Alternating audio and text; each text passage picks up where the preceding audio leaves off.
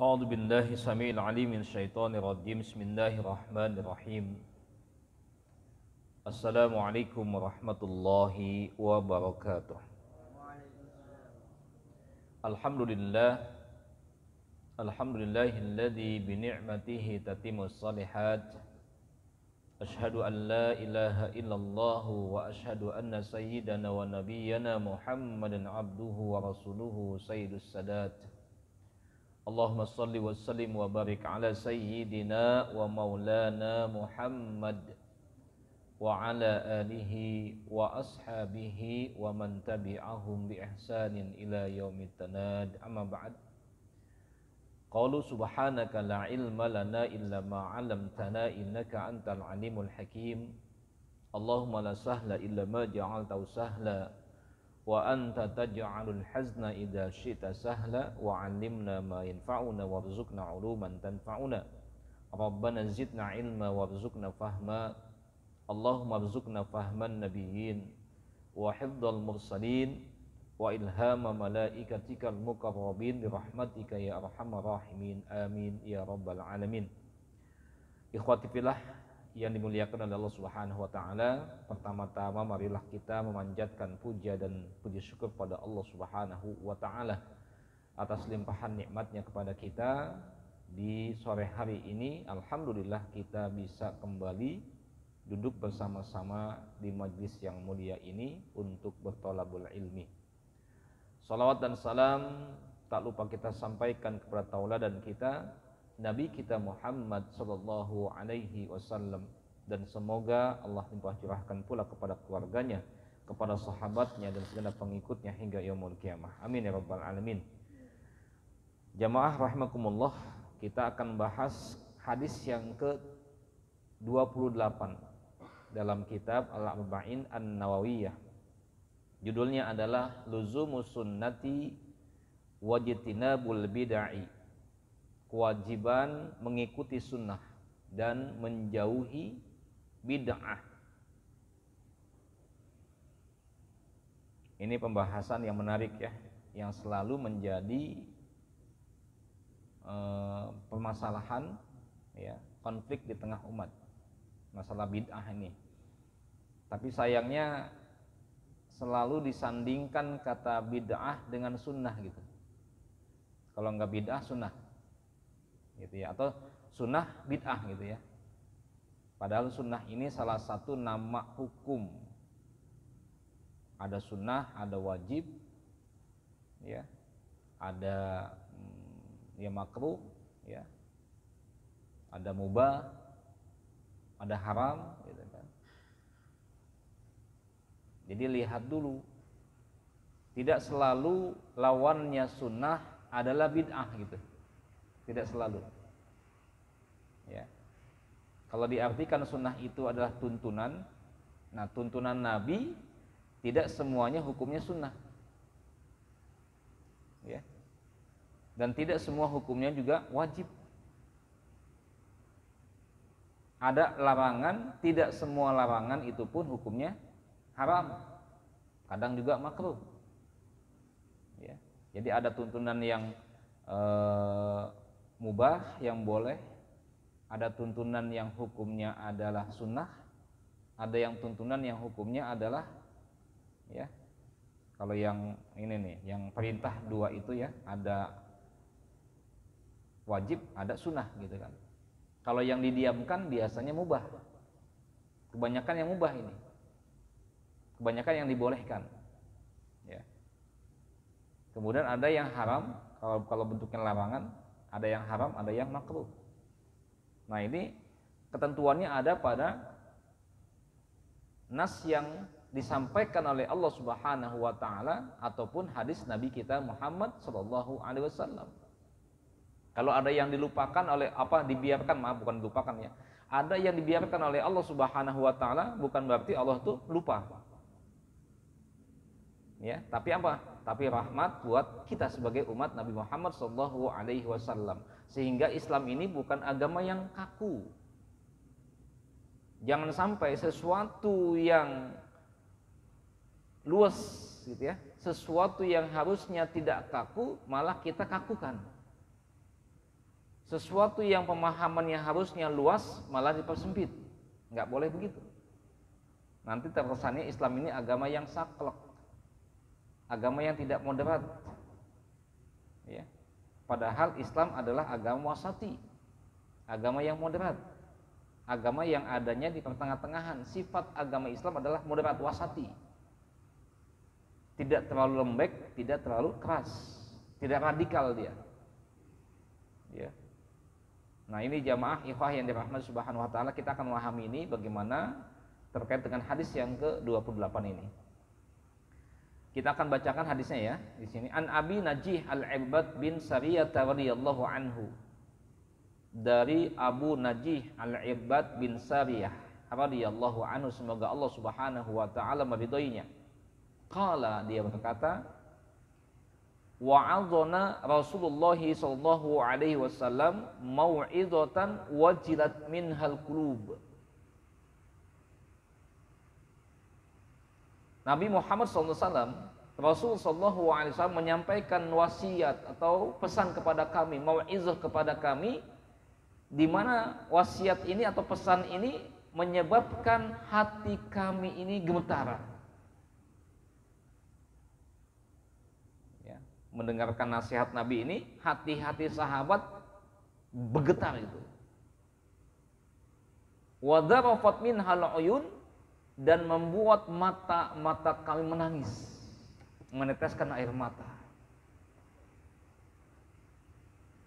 Fakulna, lalu kami berkata, ya Rasulullah, wahai Rasulullah, ka'annaha mau'izatu muwadda'in, seakan-akan ini adalah mau'izah perpisahan.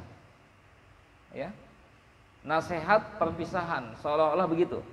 Seolah-olah Nabi kita Muhammad SAW menyampaikan wasiat ini adalah wasiat terakhirnya, sehingga menyebabkan apa? Hati sahabat gemetar, kemudian mata-mata sahabat menangis. Pesannya sangat luar biasa. Fa'ausina, maka berikanlah wasiat kepada kami.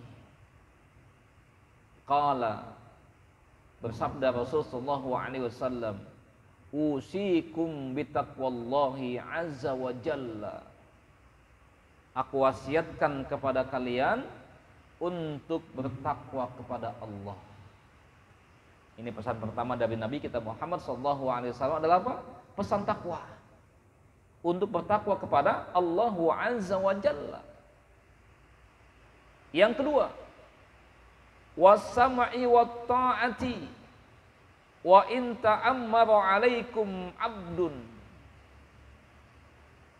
dan hendaknya kalian mendengarkan dan mentaati meskipun orang yang mengurusi urusan kalian adalah seorang hamba.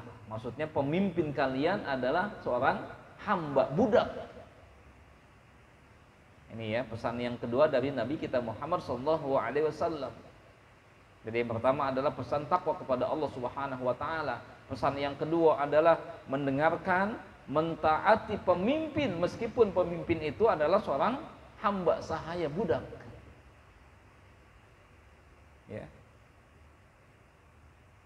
Kemudian fa innahu may ya'is minkum, sesungguhnya siapa saja yang hidup panjang di antara kalian, artinya dia hidupnya lama, ya bisa jadi setelah Nabi Muhammad SAW wafat dia masih hidup, ya, dari masa sahabat dia umurnya dipanjangkan oleh Allah Subhanahu wa taala sampai masuk generasi berikutnya, masa tabi'in misalkan. Ada sahabat ya yang wafatnya paling belakangan ada. Ketika sahabat-sahabat yang lain sudah wafat, dia masih hidup sampai masa tabi'in. Saya lupa namanya siapa tuh ya, nanti kita lihat lagi deh. Nah, sahabat yang hidupnya dipanjangkan oleh Allah Subhanahu wa taala ini, maka kata Nabi, fasayara ikhtilafan katsiran, dia akan melihat banyaknya perselisihan. banyaknya pertentangan. Pertentangan di mana? Di kalangan umat Islam. Nanti muncul, ya mulai pada zamannya Khalifah Abu Bakar Siddiq, kita kenal ada yang namanya orang yang mulai enggan membayar zakat. Kita mulai itu ya. Ketika itu ada mani'uz zakah, dia tidak mau membayar zakat. Ketika ditanya kenapa kamu tidak membayar zakat? Karena apa? Rasulullah sudah wafat. Ya. Tapi mereka tetap mendirikan sholat tuh. Mereka tetap mendirikan salat, sama saja ya, hanya saja mereka tidak mau menunaikan zakat. Dengan alasan apa? Nabi Muhammad sudah wafat. Buat apa kami membayar zakat? Maka kata Umar apa? Siapa yang ya tidak mau membayar zakat, maka akan aku perangi seperti orang yang tidak mau mendirikan salat. Karena keduanya adalah wajib. Wa aqimus shalah wa atuz zakat. Dirikanlah salat dan tunaikanlah zakat. Ini mulai akan terjadi ya. Itu pada masa Khalifah Abu Bakar Siddiq radhiyallahu anhu, khalifah yang pertama. Ini pada masa khalifah berikutnya kan mulai lagi Utsman bin Affan, mulai itu kelompok siapa yang muncul. Ya. Mulai ada benih-benih Syiah. Ya, Mu'tazilah udah mulai. Ya. Pada masa Ali bin Abi Thalib, Syiah makin berkembang, Mu'tazilah makin berkembang. Ya. Nah, ini terjadi ikhtilaf seperti itu. Bahkan kata Nabi kita Muhammad SAW dalam sebuah hadisnya, ya satabtariku ummati ya ila salasati wasab'ina furqatan. Umatku akan pecah belah menjadi 70 golongan, 73 golongan. Kalau umat Yahudi pecah belahnya menjadi 70 ya, 1. Nasrani 72 golongan. Umat Nabi Muhammad wa hadhil ummah, kata Nabi, umat ini, umat nabinya, umat Islam akan pecah belah menjadi 73 golongan. Kulluha finnar, semuanya masuk neraka illa wahidah, kecuali yang satu. Ya. Siapa yang satu ini? Sahabat bertanya kan gitu ya. Siapa yang satu ini? Siapa ini? Yang selamat ini siapa? Maka jawaban Nabi apa? Ma ana alaihi wa ashabi. Yang satu yang selamat ini adalah yang di atas tuntunanku dan di atas tuntunan sahabat-sahabatku.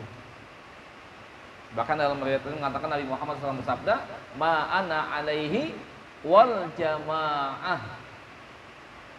Yang satu yang selamat ini adalah yang di atas tuntunanku dan jamaah. Maka Imam Al-Ghazali mengatakan bahwasannya yang selamat adalah ahlus sunnah wal jamaah.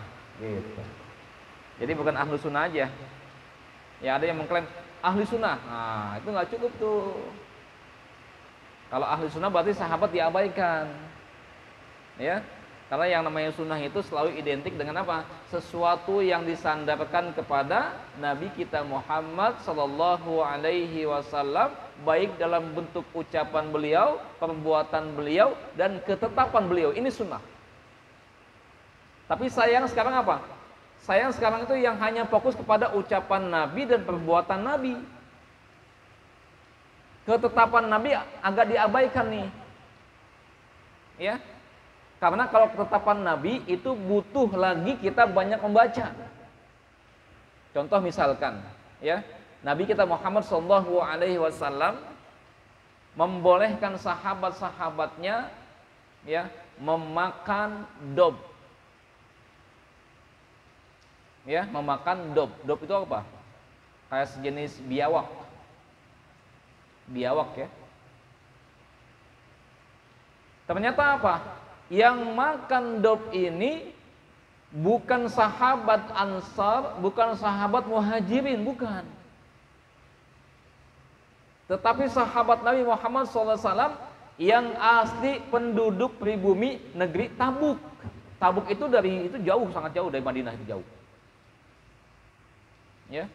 Jadi ketika perang Tabuk tengah malam, ya, pribumi Tabuk ini lagi pada makan biawak. Nabi nanya,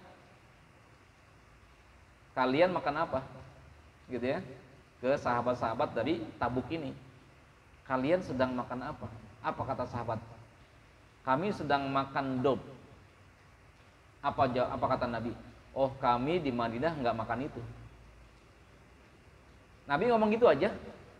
Kami di Madinah nggak makan itu. Nabi nggak makan, sahabat Ansar Muhajirin nggak makan dob, tetapi membiarkan, ya, sahabat-sahabat yang dari Tabuk makan. Ini menunjukkan bahwasanya apa? Nabi mendiamkannya. Tidak ada ucapan Nabi, tidak ada perbuatan Nabi di situ. Ya. Apakah makan biawak dibolehkan? Nah, di sini kan yang jadi perdebatan nantinya, ulama-ulama kebanyakan menghalalkan makan biawak. Ya, mengikuti dalil ini. Kan begitu ya. Contoh yang lain misalkan. Ya, contoh yang lain yang didiamkan oleh Nabi kita Muhammad SAW seperti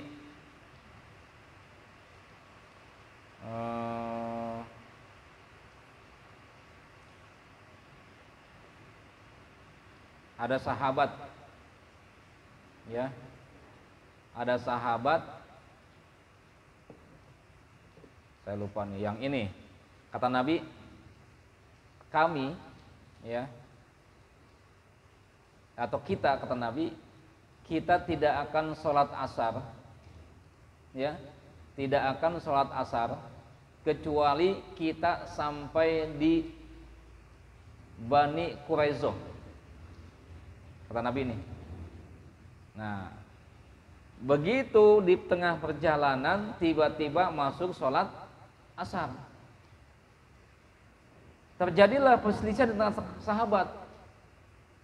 Sahabat yang pertama, ini sudah masuk asar nih, tapi Nabi melarang kita untuk sholat asar di tengah jalan kecuali kita sudah sampai di Bani Quraizoh. Akhirnya sahabat yang pertama ini nggak sholat, sholat nanti kalau sudah sampai di Bani Quraizoh. Nah, kelompok sahabat yang kedua pemahamannya beda. Ucapan Nabi itu bukan berarti larangan buat kita untuk sholat asar di tengah jalan. Maksudnya apa?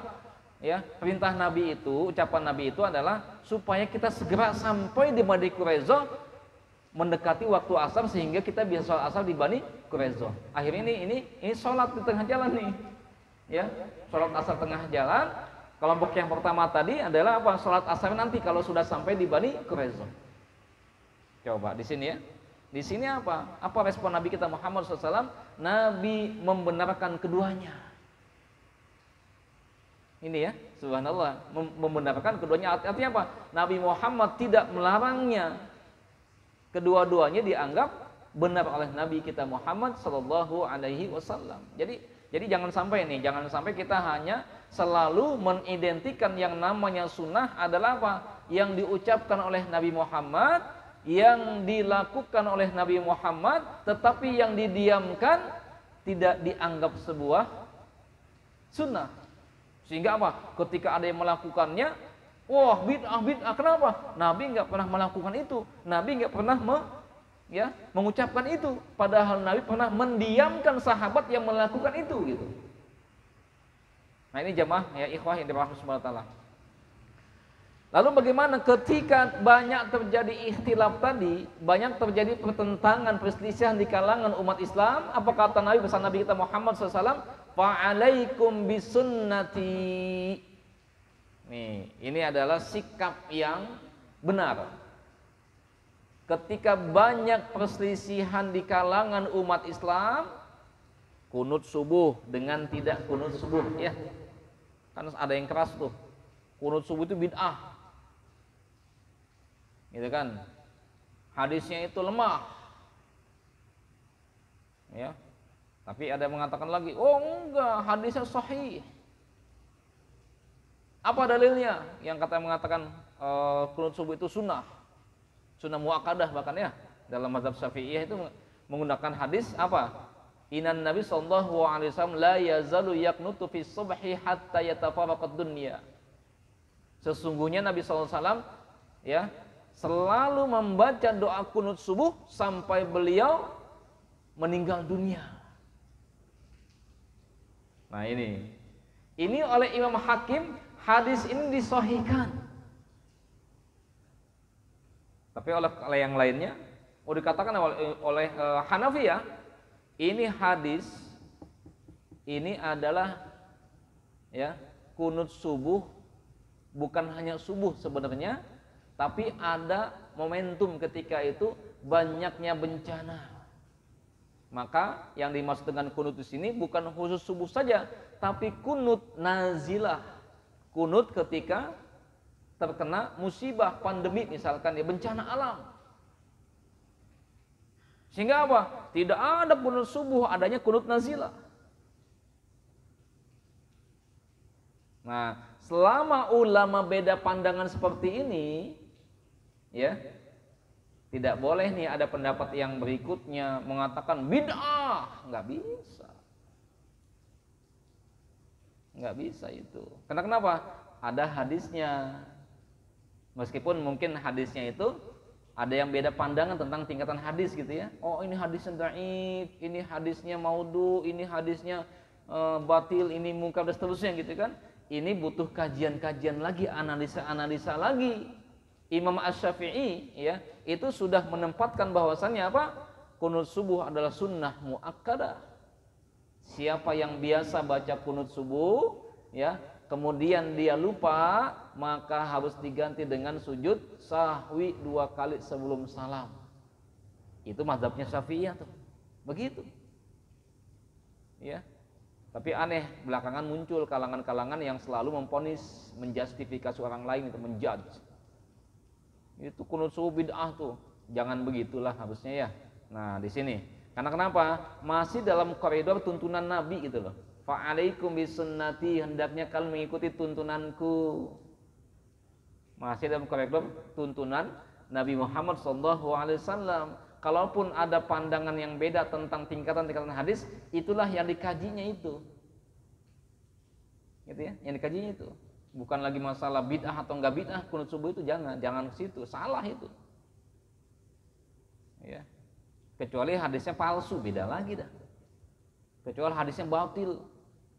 Yang jelas kok oleh Imam Hakim itu kan periodenya termasuk ulama salaf ya, artinya itu tabi'in, kemudian ulama salaful ummah tuh muncul tuh ya, semasa dengan salah satu imam dari imam mazhab paling enggak Hambali, zamannya Ahmad bin Hambal itu ya, karena yang paling tua adalah Hanafi ya, kemudian yang berikutnya adalah Maliki.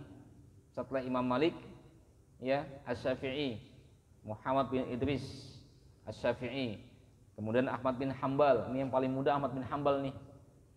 Dan kadang aneh juga loh ya, yang mazhabnya Hambali tapi tidak mengamalkan. Contohnya apa? Ya. Ada orang yang mazhabnya Ahmad bin Hambal, dia membid'ahkan kalau membacakan Al-Quran kepada orang yang sudah mati. Mereka mengatakan apa? Enggak sampai kepada orang yang mati. Ya. Aneh nih. Padahal apa? Ahmad bin Hambal sendiri mengatakan apa? Ulama-ulama jumhur, kebanyakan kata Ahmad bin Hambal, mengatakan bahwasannya bacaan Quran orang yang masih hidup kepada yang sudah meninggal dunia itu pahalanya akan sampai. Itu ada dalam kitab Fiqh Sunnah ya, yang ditulis oleh Said Sabiq. Said Sabiq sendiri mazhabnya Hanafi. Ya. Kalau ulama begitu tuh. Said Sabiq sendiri adalah mazhabnya Hanafi. Tetapi dia tidak fanatik dengan mazhabnya. Ya, karena dia amanah ilmiah gitu ya. Keilmuannya amanah.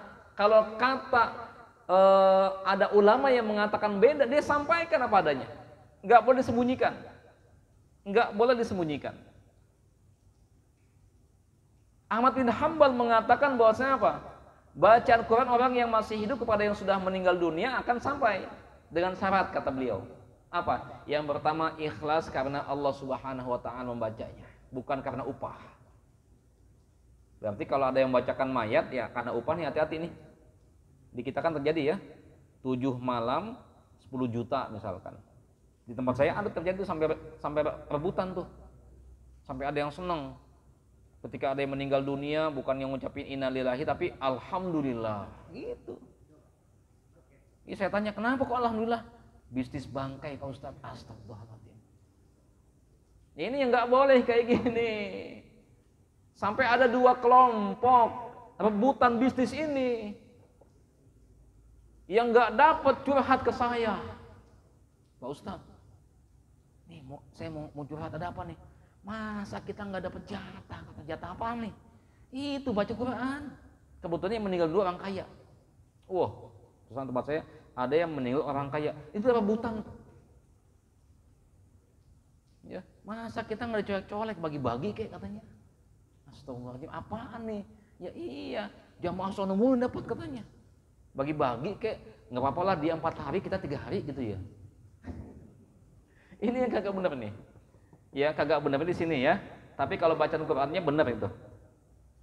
Ya, jangan menyampaikan itu bid'ah, nggak ada dalilnya. Baca ini Imam antum ngomong begitu tuh. Hambali ya, ngomong begitu. Karena kan Saudi Arabia kan Hambali. Muhammad bin Abdul Wahhab atau Wahabi yang identik dengan Wahabi ya, itu adalah mazhabnya Hambali. Ya. Yang pertama itu ikhlas niat karena Allah Subhanahu wa taala, bukan untuk mendapatkan upah. Yang kedua, kata Imam Ahmad bin Hanbal masih dalam kitab Tikus Sunnah ini, ya. Ketika mau baca niatkan apa? Ya. Allahumma taqabbal wa awsil sawaba ma qara'nahu minal Qur'anil azim ila ruh. Sebutin nama ruhnya siapa? Itu disebutin sama Ahmad bin Hanbal tuh. Ya. Sebutin si Fulan bin Fulan. Almarhum siapa? Sebutin. Al-Fatihah. Subhanallah. Ada lagi yang ngaco juga ngomong nih, apa sih juga Al-Fatihah, Al-Fatihah. Bid'ah itu, bid'ah. Ya Allah. Nabi kita Muhammad SAW satu ketika melihat ada sahabat, ya, ada sahabat yang sakit. Kemudian beliau nih, sahabat ini mengambil 1 gelas air, dibacakan Al-Fatihah, dibacakan Al-Ikhlas, Al-Falaq, An-Nas ya, ditiupkan, dia minum. Lalu bertanya kepada Rasulullah SAW, ya Rasulullah, bagaimana apa yang aku lakukan itu?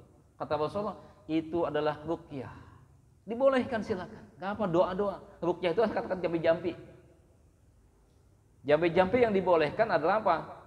Dari bahasa yang kita pahami, doa-doanya itu, ya, jangan pakai jampi-jampi yang nggak kita pahami. Kita boleh jampi-jampi pakai bahasa Indonesia, boleh. Asal mintanya kepada Allah. Ya Allah, bismillah ya Allah, sembuhkanlah si fulan ya Allah. Boleh begitu. Tapi memang utamanya pakai bacaan Al-Quran atau doa-doa yang diajarkan Nabi kita Muhammad SAW. Dan yakinlah kesembuhannya bukan karena bacaan tadi, tapi karena kesembuhan dari Allah Subhanahu wa taala itu.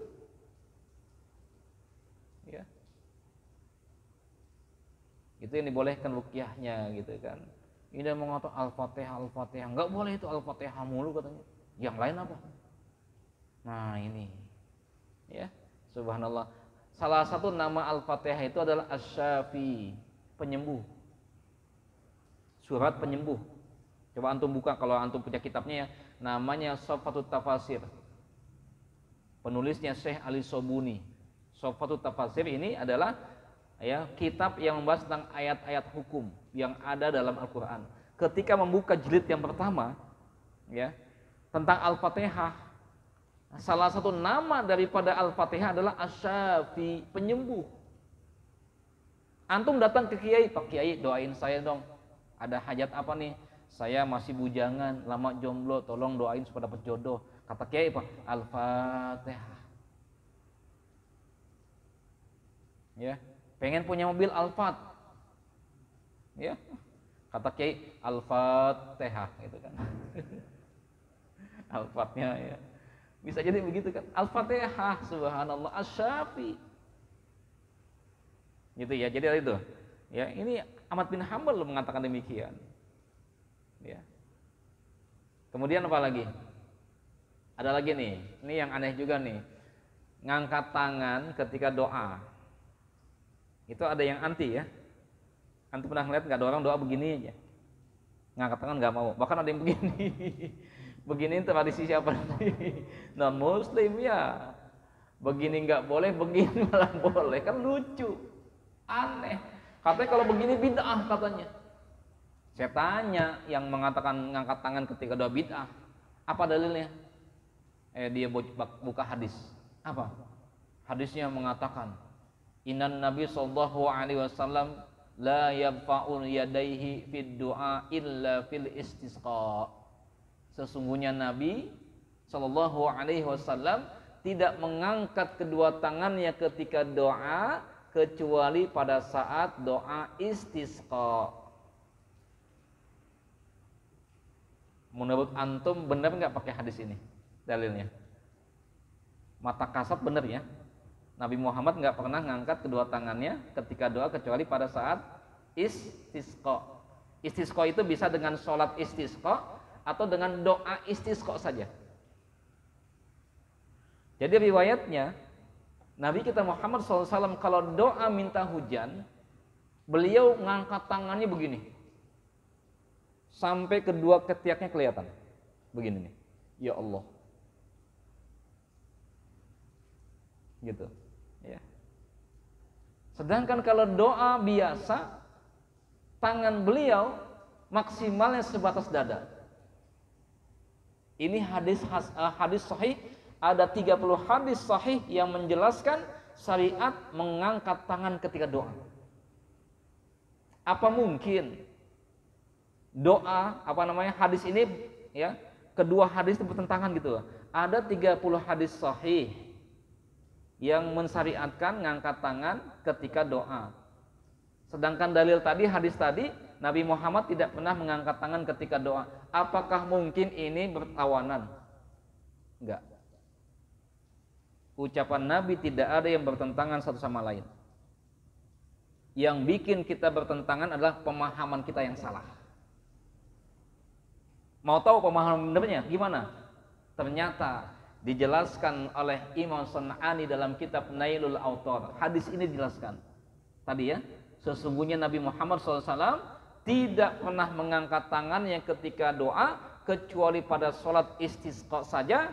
Ini yang dimaksud tidak mengangkat tangan yang berlebihan,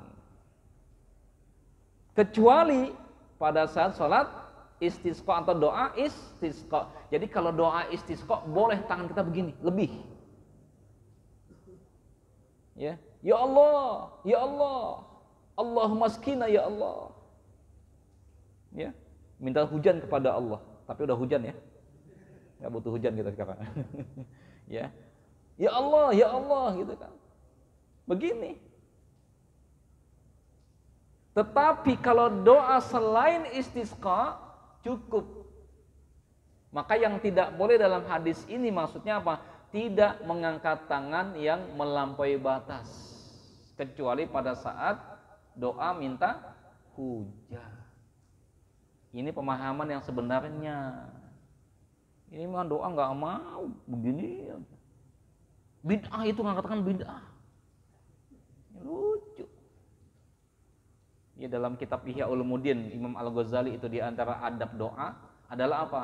Raf'u yadain, mengangkat kedua tangan. Ya, subhanallah. Dan jelaskan lagi Imam Al-Ghazali, ya, lebih ketika minta hujan, maka yang telah dicontohkan oleh Nabi Muhammad SAW adalah apa? Mengangkat kedua tangannya untuk minta hujan sampai kedua ketiaknya terlihat. Gitu ya. Contoh yang lain lagi, banyak sekali yang dikatakan bid'ah padahal nggak bid'ah gitu ya. Banyak. Padahal ngikuti tuntunan sunnah tapi dikatakan bukan ngikuti tuntunan sunnah Nabi kita Muhammad Sallallahu Alaihi Wasallam. Banyak. Contoh nih, ada lagi mengklaim kalau tahiyat yang paling benar itu dari Allah udah begini. yang lain salah.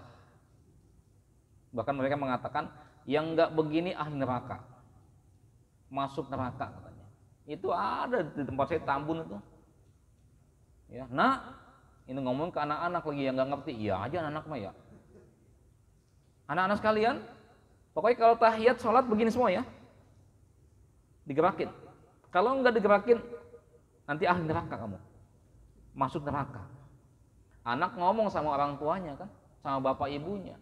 Bapak ibunya nanyain ke saya, Pak Ustadz benar kayak gitu?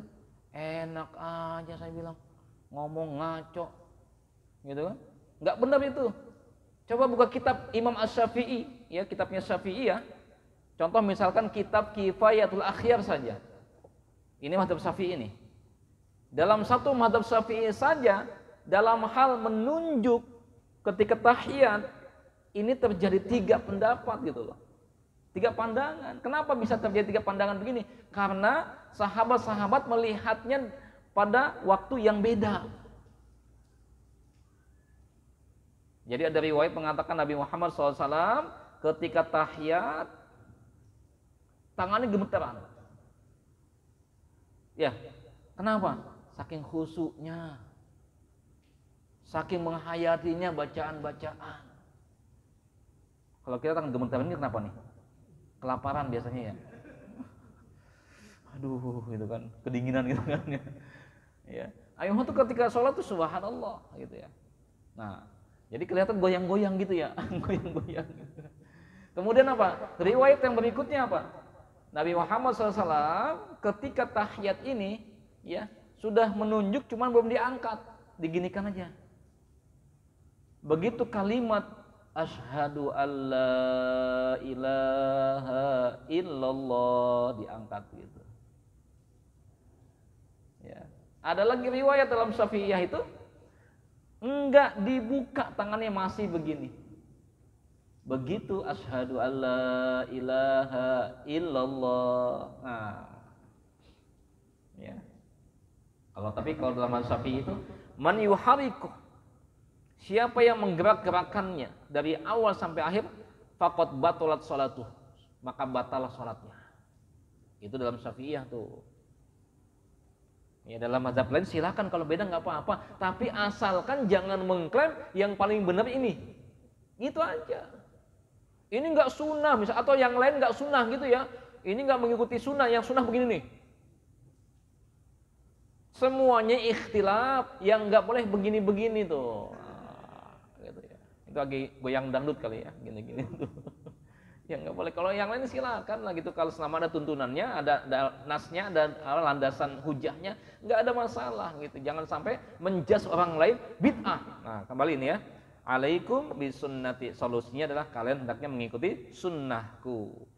Kemudian lanjutnya, wa sunnatil khulafai rasyidin al-mahdiyyin, dan mengikuti sunnahnya al-khulafa ar-rasyidin al-mahdiyyin yang mendapatkan petunjuk. Siapa mereka al-khulafa itu? 4 sahabat yang kita tahu. Ya, Abu Bakar, Umar, Utsman, Ali. Ya. Subhanallah. Contoh aja misalkan adzan Jumat 2 kali itu siapa yang membuatnya? Siapa yang beristihad mengenai adzan Jumat 2 kali? Pada zaman Nabi Muhammad adzan Jumat sekali. Zamannya khalifah yang pertama, kedua adzan Jumat sekali. Tapi pada zaman khalifah yang ketiga Utsman bin Affan mulai adzan Jumat 2 kali. Tiba-tiba mengatakan bid'ah itu. Masa Utsman ahli bid'ah sih? Enggak mungkin lah. Kan Utsman bin Affan radhiyallahu an ini adalah sahabat yang dijamin masuk surga oleh Nabi kita Muhammad SAW. Ya.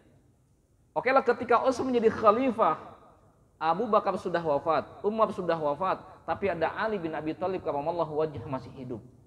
Ada sahabat-sahabat yang lain yang alim-alim masih hidup. Ya. Kalau saat itu Umar dianggap melakukan bid'ah, pasti Ali menentangnya. Karena posisi Ali dengan Nabi Muhammad sangat dekat.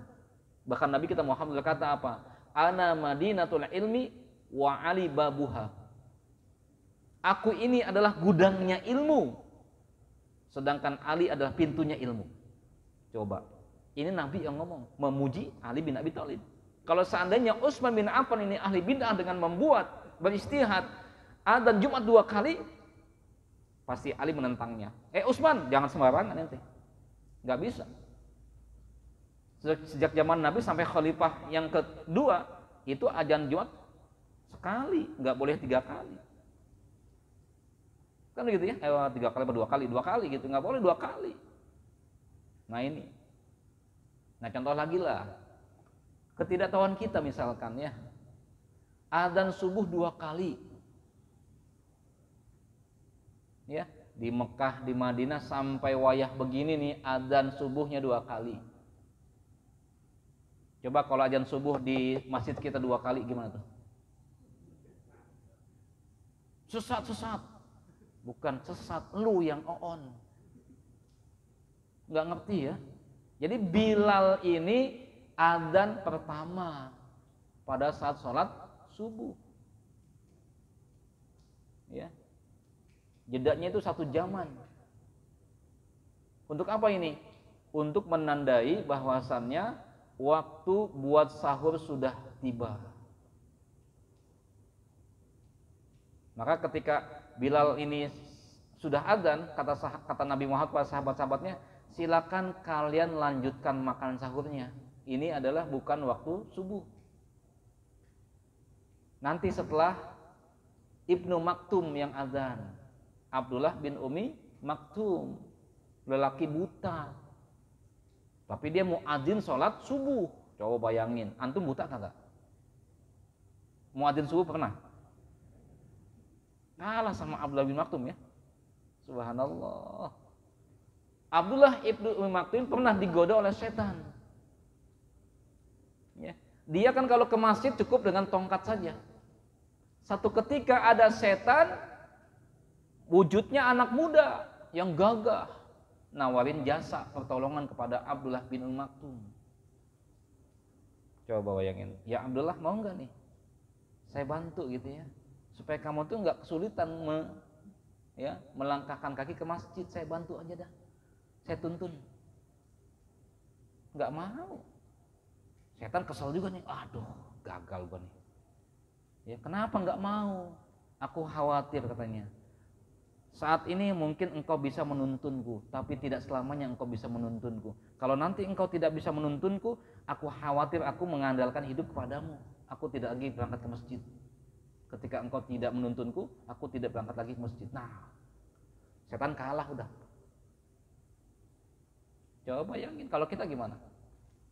Oh iya, terima kasih banyak. Padahal setan itu ya. Ya, setan udah ngegoda kita. Inilah tipu daya setan. Ya. Ini ikhwah ya. Jadi gini, ya. Solusi ketika menghadapi atau melihat banyaknya perselisihan di kalangan umat Islam, maka bertegur pada sunnah Nabi kita Muhammad SAW dan al-khulafa ar-rasyidin. Bahkan kalau kita perkuat dengan hadis yang saya sampaikan di awal tadi, alaikum ya ma ana alaihi wa ashabi. Kelompok yang satu yang selamat tadi adalah apa? Mereka yang mengikuti tuntunanku dan juga tuntunan sahabat-sahabatku. Di hadis ini tidak khusus kepada 4 sahabat saja, tapi semua sahabat Nabi. Artinya apa? Ya, kalau kita mengamalkan tuntunan yang diajarkan oleh sahabat Nabi Muhammad SAW, tidak bisa diponis dia itu melakukan bid'ah, nggak bisa. Karena Nabi memerintahkan untuk mengikutinya. Bahkan di sini diperkuat lagi, addu 'alaiha bin nawajid, gigit kuat-kuat sunnah itu dengan gigi gerahammu. Ini sebuah perumpamaan nih. Ya. Jadi sunnah-sunnah Nabi, sunnah-sunnah sahabat gigit kuat-kuat, amalkan, pegang kuat-kuat. Ya. Wa iyyakum wa muhdatsatil umuri, dan hendaknya kalian menghindari permasalahan yang baru. Fa inna kulla bid'atin dalalah, sesungguhnya setiap bid'ah itu adalah dalalah. Nah ini yang kadang menjadi permasalahan nih. Kata-kata kullu di sini selalu mengatakan semuanya. Semuanya yang baru bid'ah. Padahal belum tentu. Ya. Kalau dalam mazhab Ahlus Sunnah wal Jamaah atau akidah Ahlus Sunnah wal Jamaah meyakini bahwasannya ada bid'ah hasanah, ada bid'ah dhalalah. Lebih-lebih dalam mazhab Syafi'iyah. Itu ada bid'ah hasanah dan bid'ah dhalalah. Bid'ah hasanah yang bagaimana? Bid'ah hasanah adalah ya setiap amalan yang masih ada dalilnya, meskipun hanya tersirat saja. Ya. Tapi kalau bid'ah dhalalah yang memang tidak ada dalilnya sama sekali. Contoh nih, misalkan yang bid'ah hasanah, membaca Yasin malam Jumat. Ya, kalau saya sih tetap ini mengatakan ini bukan bid'ah hasanah. Bukan bid'ah lah gitu ya, tetap ini sunnah gitu loh. Ya. Karena mengatakan itu bid'ah itu. Oke lah kalau Anda mengatakan bid'ah itu bid'ah hasanah. Kenapa? Ada hadisnya. Man yaqra'u Yasin fil lailah ya karena maghfurun lahu.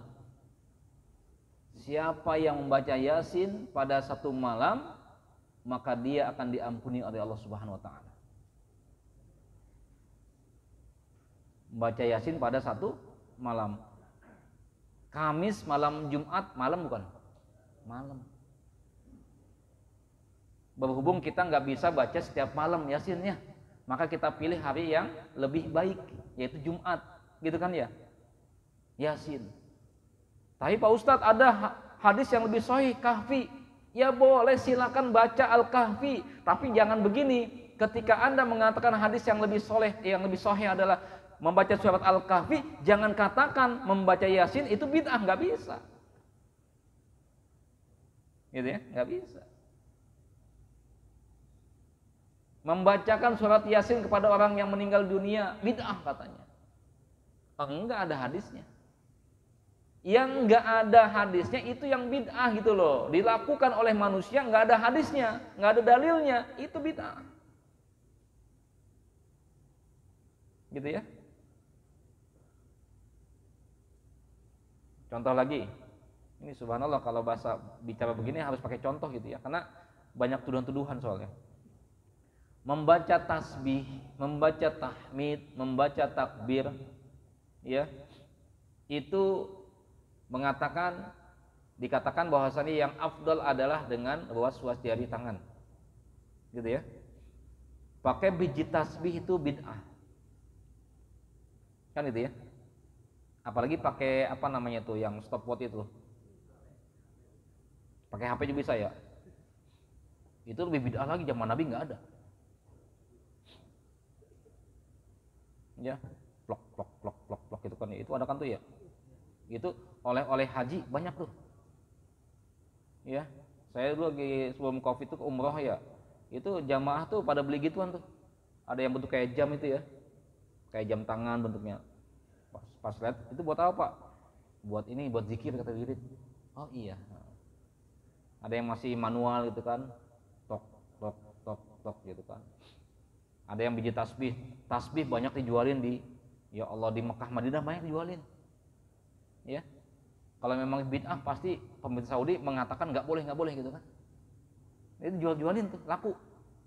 Ya apalagi yang kayunya kayu asli tuh, itu yang saya cari sampai sekarang belum dapat, tapi alhamdulillah saya udah punya tuh. Saya dapat hadiah gitu kan. Tapi ketika saya ke sana itu cari susah banget itu. Yang kayu asli gitu ya. Banyak kan sekarang ini yang plastik. Ya. Nah, itu bagaimana pakai biji tasbih? Kata menyerupai orang agama lain, kayak biksu-biksu. Sebenarnya nggak demikian. Pada zaman Nabi kita Muhammad SAW, sahabat ada yang berzikir dengan luas jarinya. Ada sahabat yang mengumpulkan biji kurma. Ya, biji kurma dihitung jumlahnya 33. Ketika tasbih, subhanallah pindahin. Subhanallah, subhanallah, Subhanallah. Kalau sudah habis berarti udah 3 nih. Ya kan? Alhamdulillah, alhamdulillah, alhamdulillah, alhamdulillah, alhamdulillah. Habis 3 udah. Allahu Akbar, Allahu Akbar. Habis 3. Itu zamannya sahabat. Zaman kita lebih kreatif, kita rakit dengan tali. Masa nggak boleh sih? Gitu. Supaya lebih ringan itu, masuk kemana-mana kalau gitu ngurus sahabatik bawa kantong plastik, ya, atau batu kerikil gitu dikumpulin tuh ya. Begitu mau tasbih, buka. Subhanallah, subhanallah, subhanallah. Ya, itu enggak ini kan, enggak efektif apa namanya, enggak kata kita mah enggak simple ya. Ya kan enggak simple kan. Nah, subhanallah. Islam itu penuh dengan kesederhanaan loh, kemudahan. Kata Nabi apa? Yassiru wala tu'assiru. Permudahlah jangan persulit. Basyiru wala tunaffiru. Kasih berita gembira jangan takut-takutin gitu. Jadi bahasa dakwah itu bukan bahasa hitam putih. Antum tahu enggak? Sampai saat ini kok tingginya Ka'bah enggak ningkat-ningkat. Enggak tambah-tambah oleh ya pemimpin Saudi. Kenapa? Karena khawatir nanti jadi proyek politik. Ganti raja, oh ini proyek ini, naikin lagi sekian meter gitu kan. Oleh Imam Malik itu nggak boleh. Kata Imam Malik apa? Jangan dijadikan pembangunan Ka'bah itu sebagai proyek pemerintah. Maka sampai sekarang nggak tambah-tambah lagi, udah segitu aja. Dibiarkan gitu loh. Ya, supaya apa? Supaya tidak menimbulkan perselisihan di tengah-tengah umat Islam. Ini ikhwah yang dirahmati subhanallah, saya akan cukup demikian ya. Kalau ada yang mau nanya-nanya nantilah sambil makan kita. Ya, kalau ada makanan gitu ya. Demikian dan terima kasih. Mohon maaf jika ada kehilangan kesalahan. Kebenaran milik Allah Subhanahu wa taala, kesalahan datang dari saya pribadi. Usikum wa nafsi bittaqullah faqad fazal muttaqun. Assalamualaikum warahmatullahi wabarakatuh.